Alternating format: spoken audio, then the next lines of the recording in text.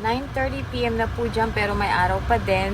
May moon din po ba dyan? Parang dito sa Pilipinas. I mean, madilim din po. Yes po. So, ngayon, alas 3 na ng madaling araw, kaka-out ko lang sa trabaho. Pumasok ako alas 3 ng hapon. So, 12 hours ako nagtrabaho ngayon. So, madilim ngayon dahil alas 3 ng madaling araw. Lumulubog yung araw namin dito ngayon.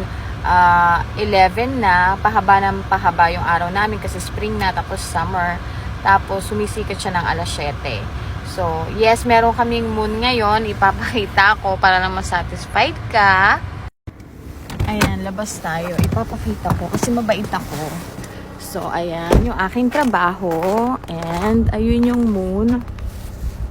Ayan. Yon.